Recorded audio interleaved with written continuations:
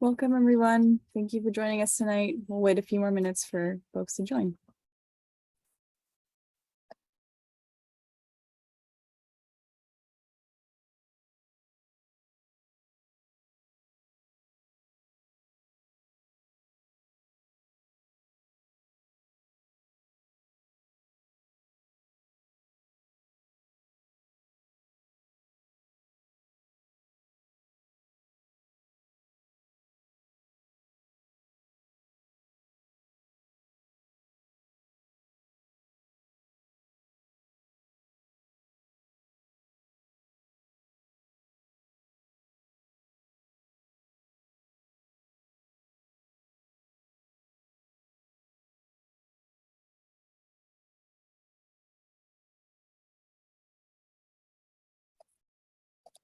All right, welcome everyone, and thank you for joining us tonight to discuss existing building electrification.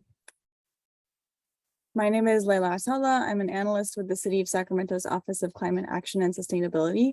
I'm going to get us started tonight with introducing the project team and reviewing the agenda and logistics. But first, I'd like to invite you to please join me in land acknowledgement of Sacramento's Indigenous peoples and tribal lands. The history of the Sacramento area and people is rich in heritage, culture, and tradition. This area was and still is the tribal land of the Nisenan people. Sacramento is a gathering place for many local tribes who have lived throughout the Central Valley and foothills for generations and were the original stewards of this land. We would like to acknowledge the Southern Maidu people to the north, the Valley and Plains Miwok Miwok peoples to the south of the American River, and the Patwin Wintun peoples to the west of the Sacramento River. We would also like to honor the Wilton Rancheria, the only federally recognized tribe in Sacramento County. We acknowledge that we are standing on the tribal lands of Sacramento's Indigenous people. Thank you. We appreciate you joining us to help shape Sacramento's existing building electrification strategy. Transitioning all buildings to carbon-free electricity by 2045 is an essential step in the city's work to achieve carbon neutrality, improve community health, and advance energy affordability. In 2021, City Council adopted a framework for existing building electrification that defines the timeline and objectives for the strategy that we're going to discuss tonight. And the process is underway to deliver a draft strategy by the end of the year. So our agenda tonight starts with a brief project overview. Then we'll go to a poll to better understand your perspectives on existing building electrification. And the remainder of the time will be dedicated to Q&A. First, I'd like to introduce our project team. So here tonight from the city is Matt Hurdle, Long Range Planning Manager in the Community Development Department. Two other key members of our city team not able to join us tonight, Laura Tuller, the project co-lead, also from Community Development Department, and Jennifer Venema, the city's climate action lead. We have on the line as well our consultant team from Rincon Consultants, Ryan Gardner and Alyssa Jared, along with some of our other key partners from SMUD, Steve Johns and Scott Blanc. And from Sacramento Area Congregations Together, we have our partner Hazel. So now a few quick logistics. This workshop is being recorded and the recording will be available on the project webpage after the event. For questions today, we're going to use the Q&A feature of Zoom, not the chat. So please feel welcome to put questions in the Q&A at any time, but we're going to wait to answer the questions until after the presentation and poll. And since we likely won't have time to answer all questions tonight, we will update the written project FAQ available online after to address any unanswered questions. And in addition, since this meeting tonight is focused on existing building electrification, we're not going to answer questions on the new building electrification ordinance live, but we can follow up on those questions afterwards. Now we'll move on to a project overview.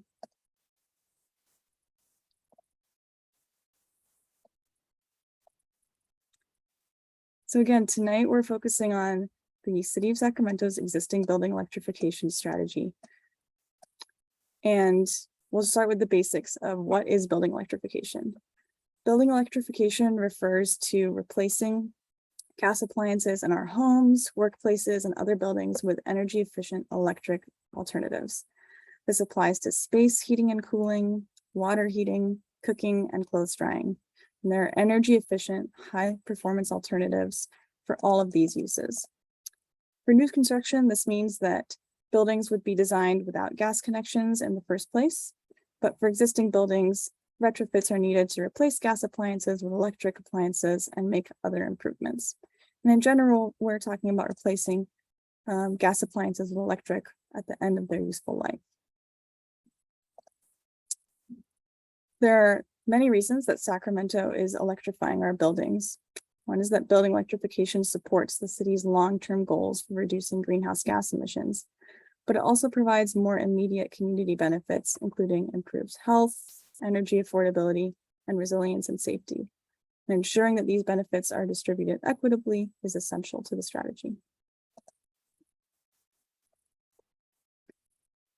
In terms of greenhouse gas emission reductions, building electrification is an essential step to reaching the city's goal of carbon neutrality by 2045.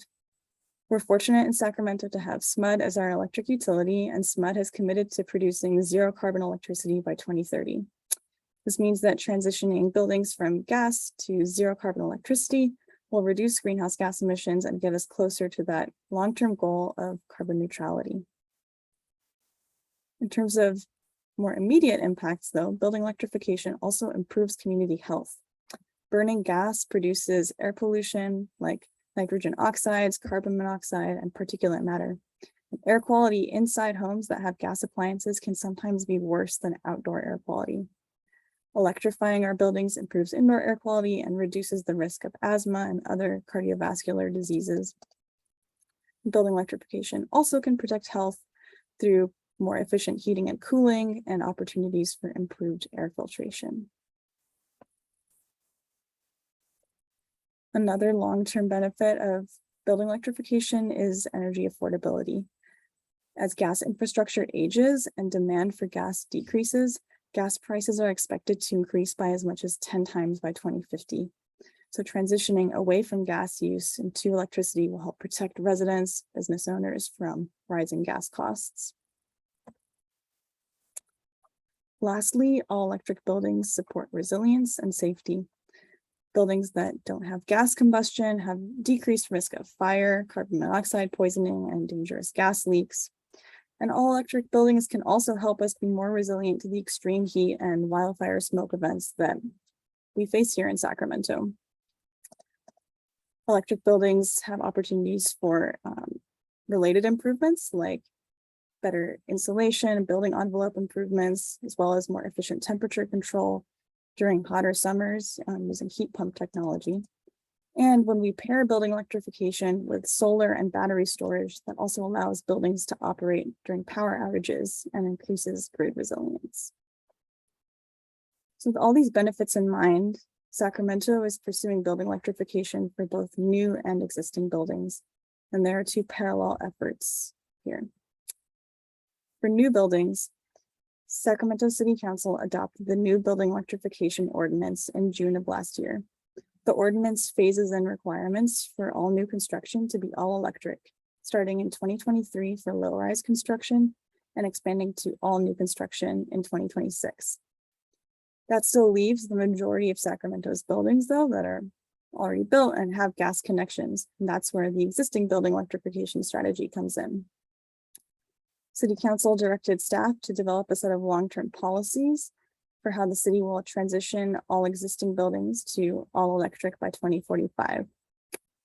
This strategy is the focus tonight, and staff are working to develop a strategy by the end of the year, and we'll take a closer look at that timeline now.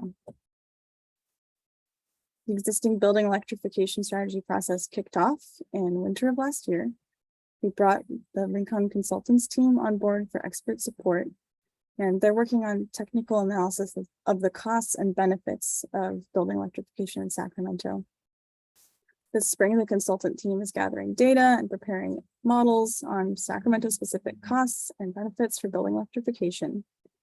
At the same time, the team has been developing a community engagement plan and a draft analysis framework that will guide how the strategy is developed. We're currently in a first phase of outreach, focusing on introducing the building electrification process and refining that analysis framework. Later this summer, once the energy and cost modeling results are finalized, the project team will use the analysis framework and modeling results to evaluate potential policies for that final strategy. and there will be another round of outreach this fall. And finally, a draft strategy in the winter. Now a little more detail on the community engagement timeline for this project, including what's been done so far and where the future opportunities to connect are. So outreach for this project started this winter with a meeting convened by District 4. And we're currently in the first phase of outreach.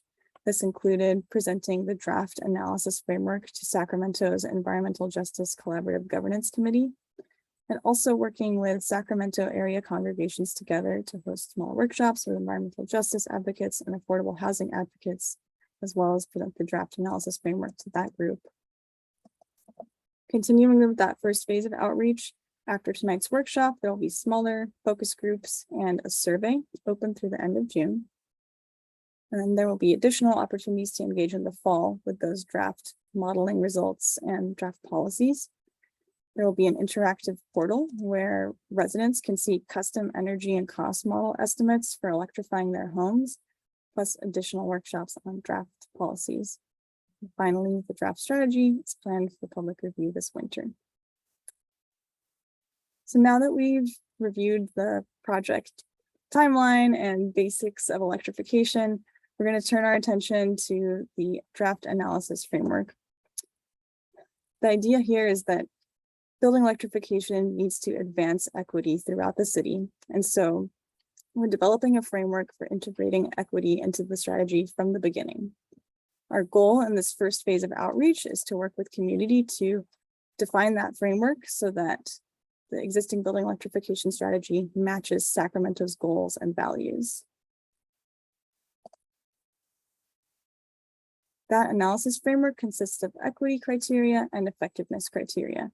These are standards that will ensure that electrification policies are just, feasible, and impactful. Tonight, we're going to focus on the equity criteria. This is a set of draft criteria that we'll go through together. We want to get your feedback through this workshop and through the survey that I mentioned earlier. We want to hear from you about whether these criteria reflect your priorities and if anything is missing. So I'll go through the draft criteria now. If you have questions, please put them in the Q&A, and following this workshop, we'll share that link to a survey.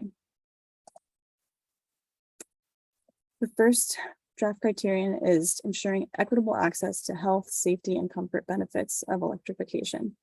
As we mentioned before, building electrification can improve indoor air quality, reduce fire risk, and improve resilience to extreme heat and smoke. And so we want to make sure that whether someone is a renter, a homeowner, a business owner, that they can have access to these benefits of electrification. Next is ensuring access to complementary housing improvements.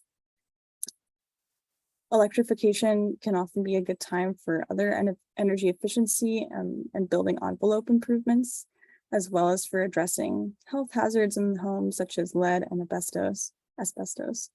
So ensuring that everyone can access these complementary housing benefits ensures that the full benefits of electrification are realized. Next is energy equity. As we mentioned before, gas prices are expected to rise dramatically through the middle of the century. So ensuring that all Sacramento residents and business owners can pay their energy bills and are protected from those rising gas prices is a priority.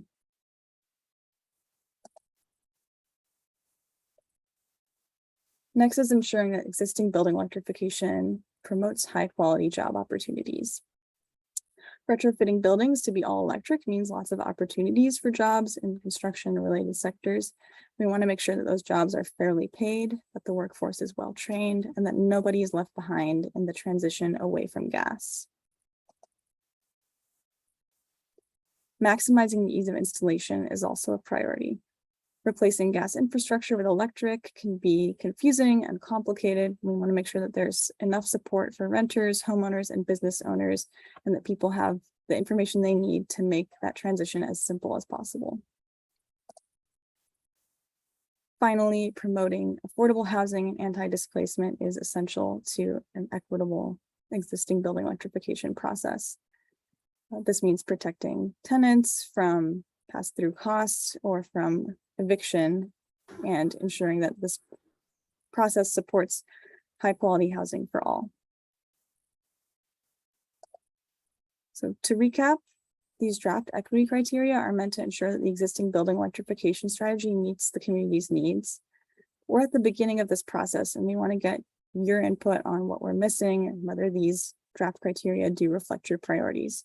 So we'll share that survey at the end of this meeting.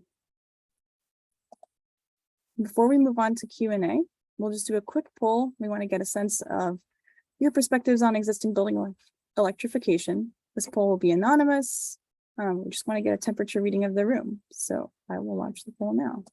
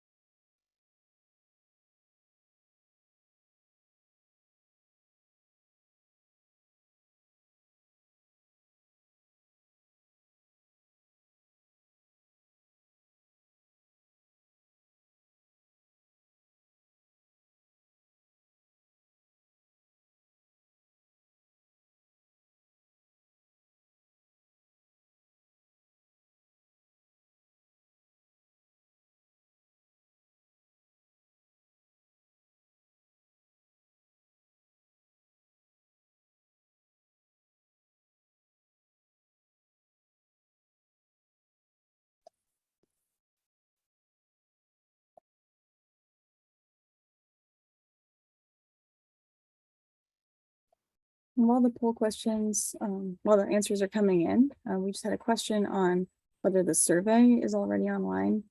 Survey is not already out. We're going to launch it following this workshop, and we'll share the link in this workshop and in a follow-up.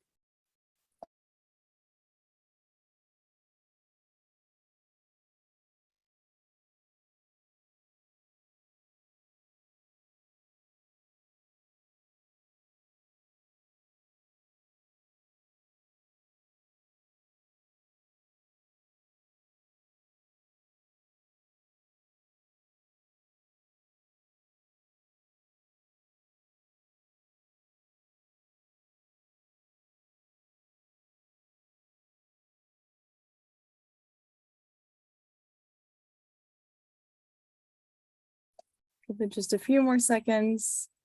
We're getting close to 90% participation.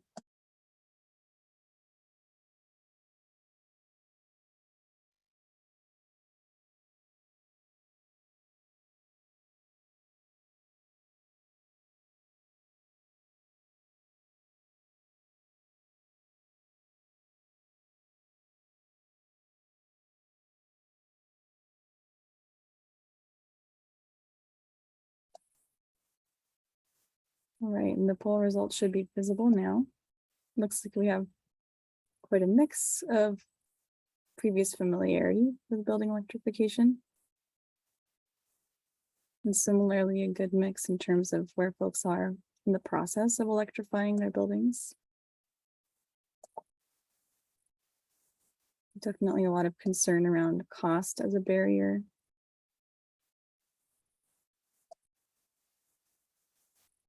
And interest in the health and climate benefits of building electrification, especially. Thanks everyone for participating. So now we'll move into Q&A. I'd like to ask our other hosts and panelists to come on camera if they're comfortable.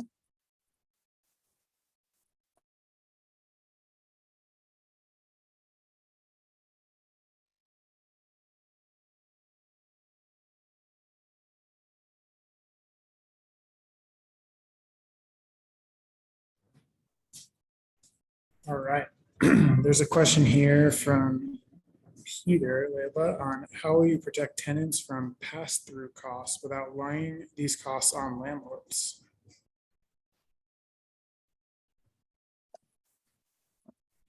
Thanks, Peter. And Matt, I would invite you to jump in as well on this question. Peter, I think at this point, we're not getting into the details of policies yet. We want to ensure that we have those equity criteria right to reflect the community's priorities. There are a lot of options in terms of policies that we'll be evaluating for that final existing building electrification strategy, but we're not at the phase of having those draft policies to discuss yet. That's right. I would just add that obviously, that's a key consideration as we move forward, and want to make sure that's addressed in any strategy that we bring forward to council. And really looking at what that additional replacement cost would be. So let's say an appliance goes out and you're going to replace that anyway, and instead of replacing that with a gas appliance, you replace it with an electric appliance. And so looking at that, the delta of additional costs, factoring in SMUD rebates and other opportunities for that, to see if there's still a delta of cost, and we would look to identify ways to help try to bring that gap down. Say as well, there's other opportunities like on-bill financing, where same thing, at time of replacement, you can replace with an electric appliance and then pay for the change through the utility savings over time. And then again, that's something that we're looking at as part of the technical analysis right now, to just verify what those savings might be. And that'll open up a lot of opportunities during the next phase of this program, when we go out and really talk about the different approaches we're going to take towards electrification. We've got another question asking if there will be financial assistance beyond SMUD rebates for electrification. Yeah, I think that's kind of, again, back to some of the different financing options, like on-bill financing. There's also rebates coming from the state and other agencies. So there's a lot on the table right now and a lot of things in flux. So again, we're going to be looking much more deeply into all those opportunities during the next phase, once we really understand all of the costs and savings associated with doing this work.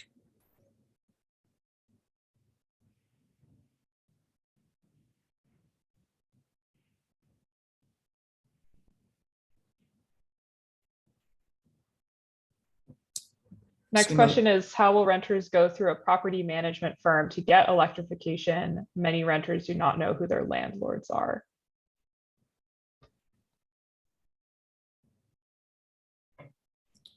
Good question.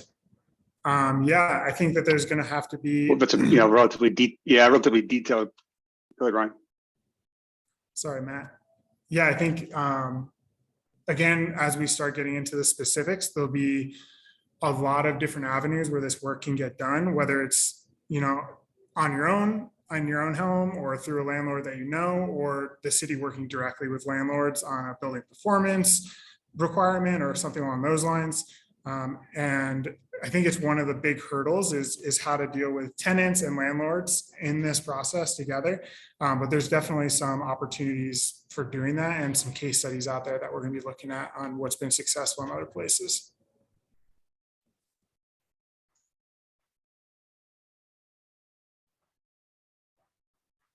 All right, next question is, when discussing trained employees, and I assume this refers to the equity criteria for a trained workforce, what exactly does that mean?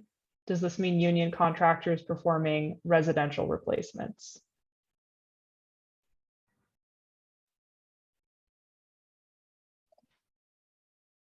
I think when we're talking about trained here, we mean having the skill sets to do this type of work.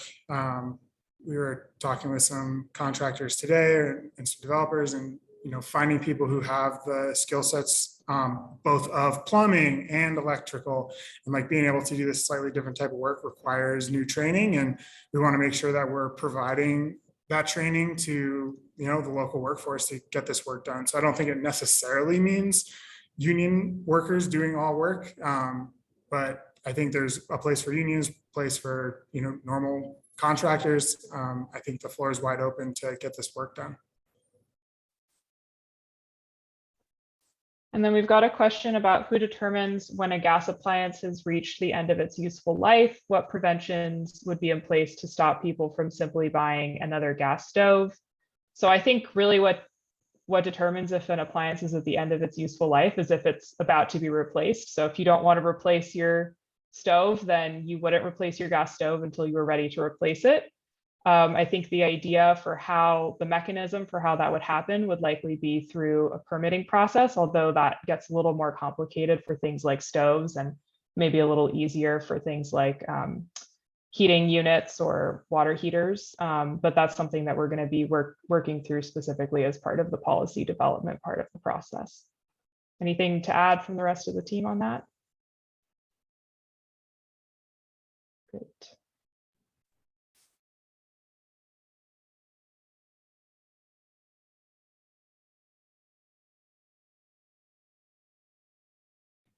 So this question from Kelly is, how will you prevent disparate impacts on homes in marginalized neighborhoods?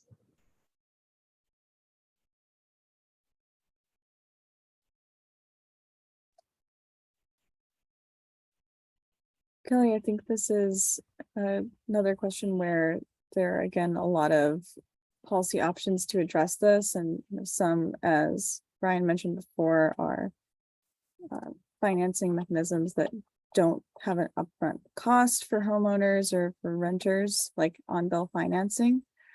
But there are also rules for more direct investment and also for SMUD's rebates and additional support there. So I'll open it up for the rest of the team. That's it. One thing we're in the process of learning right now is exactly what the impacts are. And if there are going to be cost impacts or not. One thing I will say, just based on some of the data we've gotten so far, is Sacramento is probably one of the best places in the state, if not the country, to do this types of work, just based on the climate and SMUD rates and rebates and kind of everything going on. So while cost has been a major hurdle in some other communities, it may be less so here. But then there are still a lot of other potential impacts that we tried to capture in the equity guardrails around, how easy it is to access those benefits or those incentives, procedural equity issues. There's still things that we're going to have to look at. And I think what we're trying to do with our policy development is, as we develop policies, kind of pass them through those equity guardrails to help understand if there are going to be impacts, and think about those potentially unintended consequences and make sure that we're mitigating those impacts. Equity criteria.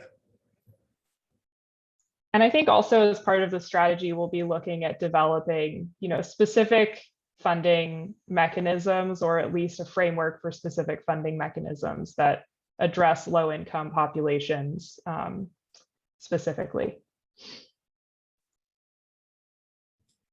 And along the same lines, the next question was about defining equity as it relates to electrification of existing buildings. And I think we've tried to do that through the equity criteria. I don't know, Layla, if you want to maybe bring those back up, and people can be great.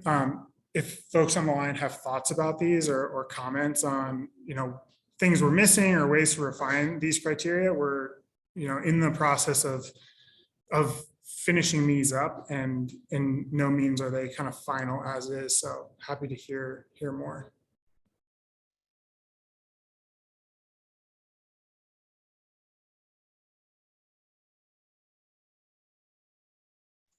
We've got another question saying that it's going to be hard to offer constructive feedback on the equity criteria without seeing the policies.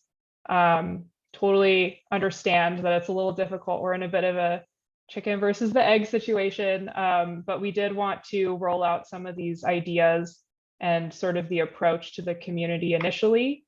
And then in our second round or second phase of outreach, like Layla mentioned, we'll be getting more into the specific policies and sort of the results of our cost analysis, and getting more community feedback at that point too. So please stay tuned for that part of, or that phase of our outreach in the future as well.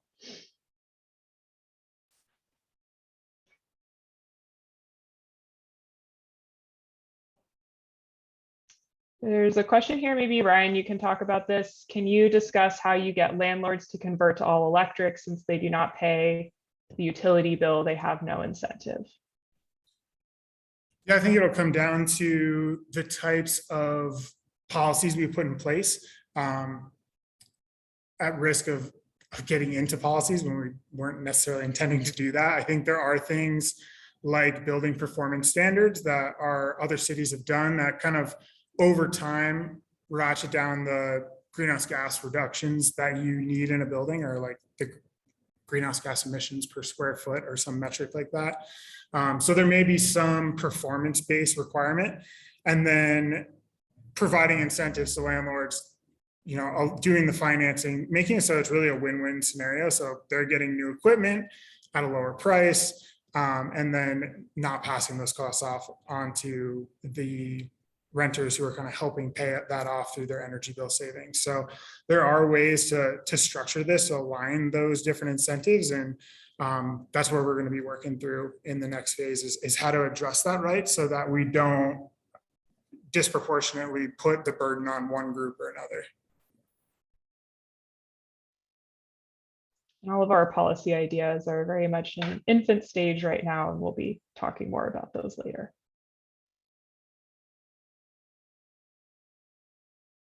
I am seeing some questions come through the chat. I just wanted to remind people to please put your questions in the Q&A. It's a little easier for the team to track the ones coming through there. We've got a question. How do we ensure that industries are not detrimentally affected by high costs of electricity or infeasibility due to infrastructure to get enough electricity for certain infrastructure needs? Ryan, do you want to take a crack at that? Yeah, maybe I can put some, and then Scott, I don't know if you have anything on there. I think in general, most of what we're looking at right now is in the short term, looking at residential and commercial, and a little less at industrial. There are some industrial processes that can be electrified and others that the technology is not there. And there may be a role for other types of fuels there that are not carbon intensive. But I think there's definitely a strong desire not to push industry out of Sacramento or dissuade industry in Sacramento. It just puts it somewhere else. It doesn't really help anyone as far as greenhouse gas emissions. So something that we'll definitely be cognizant of as we're moving forward. But as for now, I mean, space heating, water heating, majority of the emissions from natural gas in the city all come from things that are currently technologically feasible to electrify. And like I said, looking into exactly what those costs are now, and should have better answers, come this later in the summer.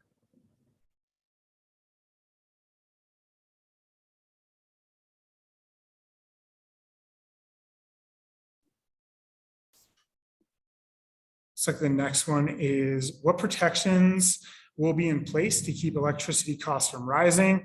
Seems like SMUD would have a monopoly on our electricity supply. How will we be protected from electricity costs from skyrocketing by 2050 along with gas prices? I can provide a response, and Scott, I invite you to follow up. SMUD's rates have been historically lower than the neighboring investor-owned utilities because we're a municipal utility district. And we've already identified through our board of directors that we continue to keep our rates low even as we progress to zero carbon by 2030. And one benefit of having SMUD as your electricity provider is that we have a publicly elected 7-member board of directors, much like a city council, that you're able to contact and let them know about how you feel, as opposed to working with an investor in utility that doesn't have that level of connection. And I know that our board of directors has always known, and will probably continue to know, that keeping our rates low is very important for our customers and for the success of our region.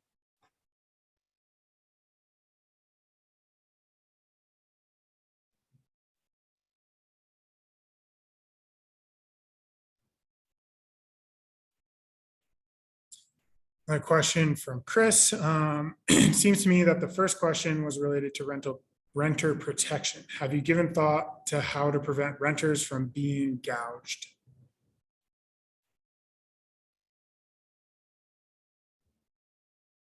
I don't know, Matt or Layla, if you wanted to take a shot at this one. If not, I can keep answering.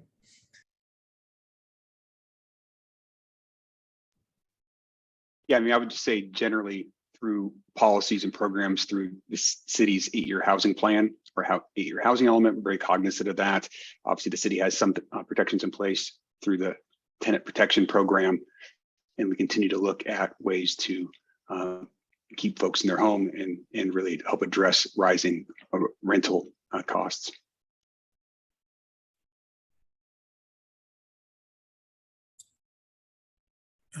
Next question. If you do not have the money to replace gas appliances, is there money for that beyond financing or rebate?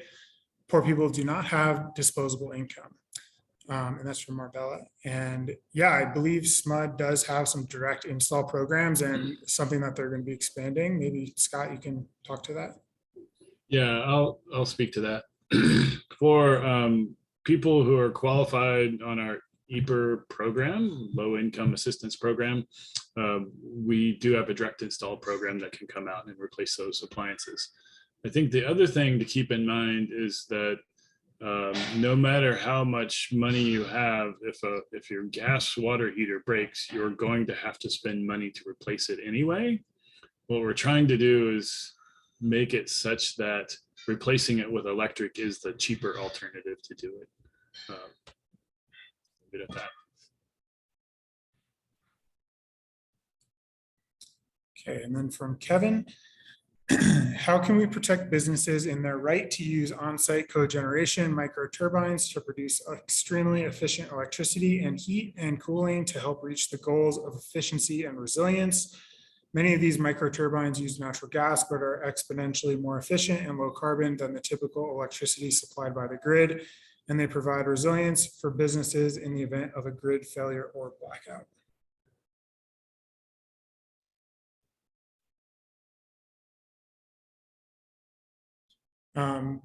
There's a couple pieces to unpack here. I think one, on the greenhouse gas emission side, the grid is, and SMUD's electricity is going to zero carbon by 2030. And that's something that natural gas is not ever going to be able to do. So while it may be more efficient in some aspects, you still have all that natural gas infrastructure that needs to be sent to use that microturbine, and you're still going to have emissions associated with that, unless you're using some sort of biofuel, which current studies show we can maybe meet 30% or so of the state's demand with biofuel by 2050 or 2045. So I think there will be some aspects or some situations, maybe large centralized power plants or cogens that use that biofuel, but likely not, for an individual home or business. Large campuses could be a solution for that. And then on the resilience side, I think, there is the ability to island yourself if you have a cogen, but also if you have battery storage. So there's other opportunities to set up resilient microgrids and have backup energy that can kind of support all these requirements. But yeah, it just really comes down to the cost of gas in the future, complications around the whole gas infrastructure system in general, and what's going to happen as we start weaning off of that. And then, yeah, the need to reach these carbon neutrality goals that are set forth by the state. I'll read the next question. It says there's confusion regarding electric furnaces and heat pumps. There's only one manufacturer listed in Home Depot and Lowe's for electric furnaces. Can a heat pump replace a gas furnace? And I can take a stab at that. So heat pumps can replace gas furnaces, but usually there's some additional work that has to happen to sort of configure that in your home. So it's not necessarily just a super easy swap out. And that's part of what Layla was talking about when talking about ease of installation and making it easier for people and contractors to understand, what are the options, and something that the strategy hopes to address.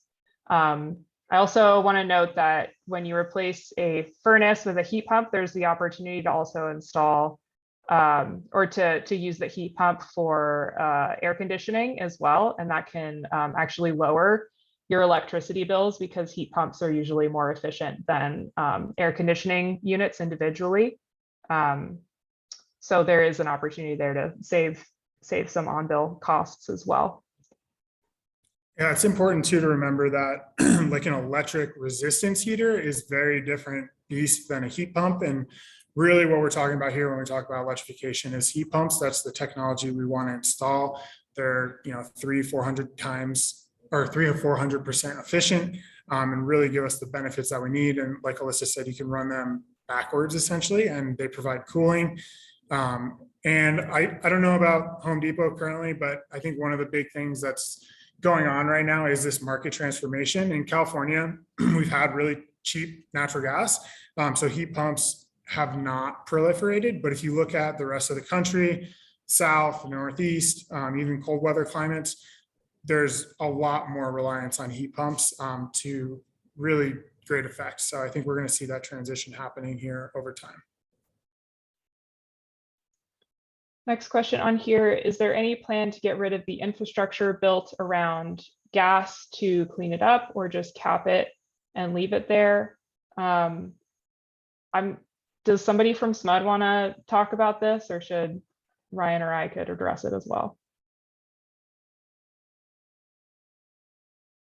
I can take a stab at it. It's not our infrastructure, it's PG&E's. And so, I mean, the general answer is we don't know exactly what they would do with it when it's no longer needed.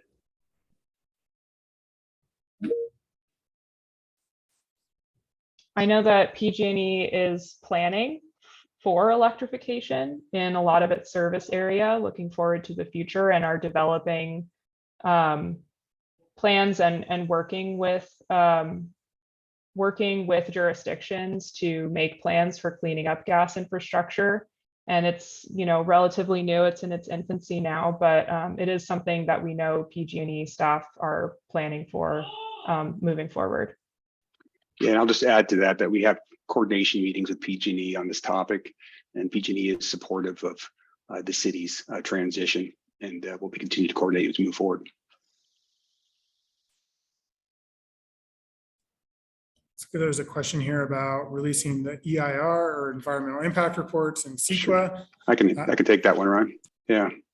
So the California Environmental Quality Act requires analysis of any potential environmental impacts of a project. And so there's a couple of ways that this will be addressed, through our forthcoming climate action adaptation plan. We are conducting a master environmental impact report that will evaluate any potential impacts of the actions and measures within that climate action adaptation plan. Additionally, if the city council were to take additional action through any kind of code or ordinance or legislative action, we would evaluate any potential environmental impact of that subsequent action as well.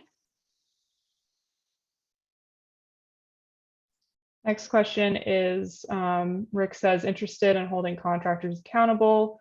Will city be considering requiring permit compliance inspection at time of sale or major renovation to ensure HVAC and water heater permits? Permits will trigger SMUD rebates, which provide incentives for electrification. Maybe Matt, let me know if you want to take this, or I can address. Yeah, I would just say that it's a bit too early to be able to discuss particulars in terms of how this would be required. This is obviously a long-term approach and strategy that we're providing to council at the end of this year. There's a number of ways of looking at this, but yeah, it's too early to give specifics on what the requirements will be in terms of any kind of time of sale requirement, et cetera.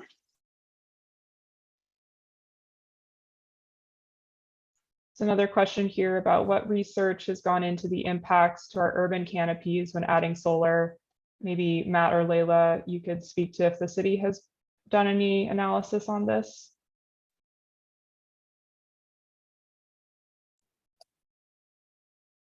I'm not actually aware of data on how solar aligns with tree canopy, but Matt, I'll turn to you. Yeah, I mean, I would say, these aren't, I think that these are complementary strategies. In terms of our urban forest, we have an urban forest plan that is being updated now. And so, core tenet of our overall goals with, our climate action adaptation plan and our general plan. And so we'll continue to look at ways of increasing our urban tree canopy, especially those with the heat island effect and that have the biggest need in terms of resiliency. I'll just add onto this too. The building electrification planning right now is not about adding solar. It's about getting rid of gas. Solar is welcome, but with SMUD's grid getting to zero carbon by 2030, there won't be an environmental benefit from adding solar to the home. Of course, it will reduce your bills. And then it's just an economic, is it cheaper to add solar or to just buy it from SMUD?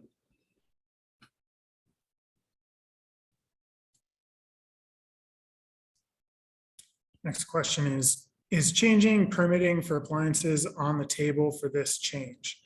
Yeah, I think it could be. We're still kind of thinking through what the opportunities are. I know Bay Area Air Quality Management District is looking at appliance air quality standard of 0 NOx emissions, which would essentially take any natural gas appliance off of the table because they all emit NOx. So, you know, it's not something that we're for sure going to have or for sure not going to have, but I think any strategy is on the table right now. Another question, what if people continue to maintain their existing appliances until 2045? Doesn't that essentially negate the intent of the ordinance? Just want to clarify that the strategy is going to include, you know, many different policies that will work together to get the city to all electric by 2045. I think probably the policies that, you know, we're starting with and starting to consider are the ones that we've already talked about today, but there could be other ones later on. And I don't think we have an answer yet to, you know, exactly how this is going to play out. But again, we'll be discussing specific policies in more detail in future outreach. So definitely tune in for those. That, and I'll be super impressed if you can get your hot water heater to last for 25 years. I won't even be mad. Well, the other thing to consider is what are gas prices going to be in 2045? Because as more and more people exit the grid, it's expensive to maintain the pipes in the ground. So if you're the last customer on and you're paying for the pipe all the way to your house throughout all of California, it's going to be quite expensive, and you'll be motivated to get rid of gas at some point. Just economics again. Another question, will outdoor natural gas grills continue to be allowed under the ordinance?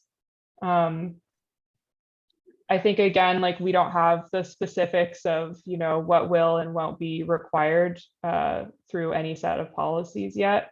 That being said, the main motivation is to get people off of gas connections, and there are a lot of other ways to use a grill besides a connection to the gas infrastructure. And we're not necessarily interested in limiting, you know, all possible ways of cooking besides electric cooking. So I think the main motivation is to get people off the gas grid.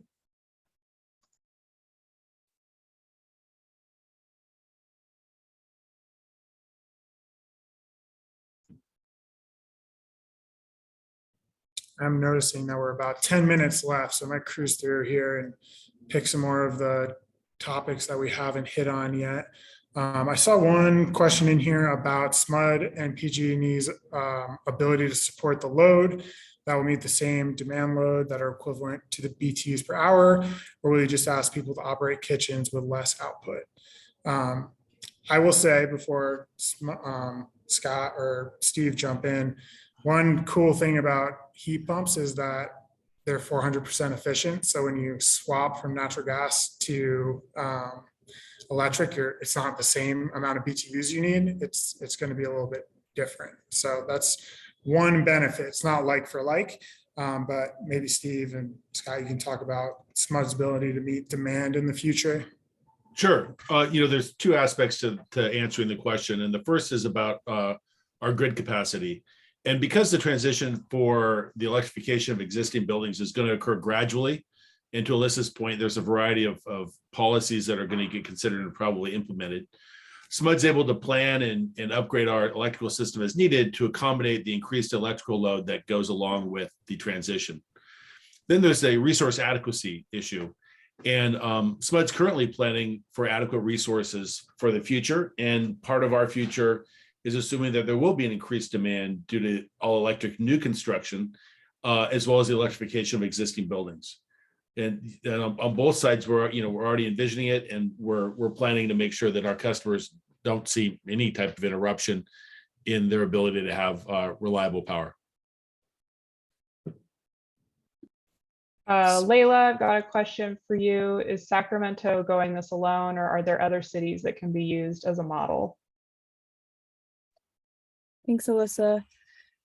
There are many cities in California that are pursuing building electrification, and Sacramento is fortunate to be actually working with a cohort of those cities and counties on developing an existing building electrification strategy.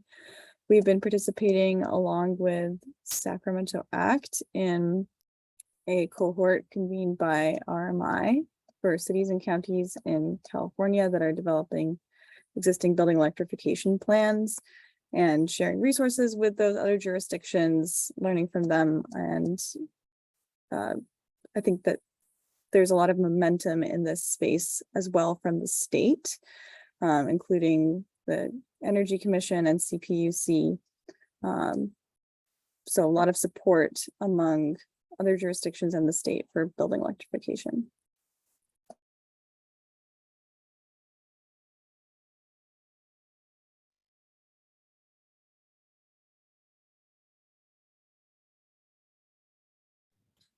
And There's then a another, question. Oh, oh. go ahead, Alyssa. I was going to pass this one to Layla as well. Will the city be conducting audits on its own facilities to identify equipment for electrification at the time of burnout? And will they use this information to establish an implementation plan? Thanks, Alyssa. The city does have an energy manager in the Department of Public Works who's focused on making city facilities more efficient, and that includes studying where there are opportunities to upgrade city facilities to all electric, and also to make city buildings more resilient to those wildfire and smoke impacts and extreme heat impacts that we discussed earlier. So that is something that the city is working on and pursuing grant funding to support as those opportunities arise. There's a question in here about identifying a couple questions more about cost, both from Greg about worried about cost to his business, and some others asking about like what are the actual costs from switching. And again, I just want to make it super clear that we're in the process of a pretty extensive cost study for the city of Sacramento, and we'll also be releasing a online tool that will allow you to go in and put in some of the specifics around your home, and we'll update the model specifically for your building and tell you exactly what the costs and savings would be over time, and when you break even, and what the rebates will be. So there's a lot more coming on this. We're really only scratching the surface, trying to talk about approaches today and kind of the general framework. So yeah, a lot more to come, and we're going to be making decisions based on the data and based on the equity criteria that we have laid out. So I think a lot of these concerns will get addressed further as we go. And then I saw, hold on, I would like to address that a little bit too. There are cost studies that have been completed and have been completed for years at this point about converting existing buildings and the cost to convert them and the bill savings. It was an E3 study, I think 2018 or 2019 that was completed. It's on SMUD's website. We can pass that link along. Of course, that's like on an average basis, but the average homeowner would save $400 to $600 per year on their total utility bill. But yes, the tool that Ryan's talking about will be able to look at your individual home and give you that estimate for your home. It'll be a much finer tool.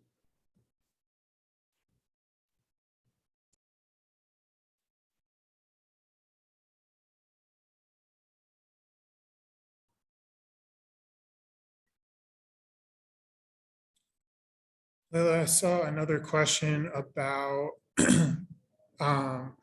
additional outreach and opportunities to follow up and attend more of these events. Is there a place that folks can go to get more information, or calendar of events? Thanks, Ryan. That's a great reminder to go ahead and share the survey link in the chat. So we'll be following up with reminder about the survey link, and we'll be putting it on the Sacramento existing building electrification webpage. Also putting that in the chat. So the recording will be available here, along with additional information on workshops and outreach materials. We'll put the slides from this presentation up as well. And for any questions that we didn't address today, we'll be updating the written FAQ that's available on this existing building electrification webpage, and we can address any unanswered questions there. And just as a reminder, this survey focuses on the draft equity criteria, what's missing, what about the framing does or does not reflect your priorities. Please feel free to share this survey, and it'll be available throughout the month of June. And we're looking to then incorporate that input into the next phase of that analysis framework. Yeah, another couple questions here about, really worried about like specific process loads for gas, like coffee roasters, pizza ovens, char grill, a lot of restaurant industry stuff. I think it's important to remember that we're not shutting the gas off tomorrow. Like, this is going to be a process, and this industry is working to catch up to this. We're, potentially 20 plus years out from the end goal of not having any gas. So there's a lot that's going to happen, and we're not going to start off with the hardest to electrify appliances. There's a lot of stuff we can do in the short term that will have a really big impact, and you won't notice any difference in functionality. And then as of those other things catch up, I saw coffee was in here. I know I'm a huge coffee fan. The Bellwether is a really cool roaster. It's not huge, but a lot of local roasters who use that all electric, and they really like how fine-tuned it is. You can program it with certain roast profiles. It's really easy to control. So there's a lot going on, and I wouldn't get too worried about your individual end uses. It's not going to be the focus right in the next couple of years.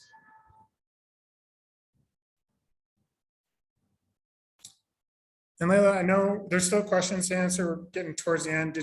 Was there more follow-up that you had, or should we just kind of hammer off a few more of these? Thanks, Ryan. We're definitely not going to be able to get to all the questions today, but thank you all so much for submitting questions and joining.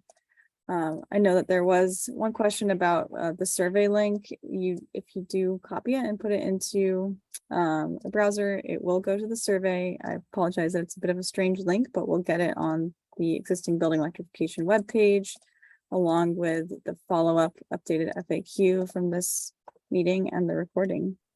And I think that's about all we have time for tonight. So just want to thank SMUD, the consultant team, Ryan and Melissa, our partners at Sacramento Act, and Matt, and thank you all for taking the time tonight to join us. Thanks, everyone.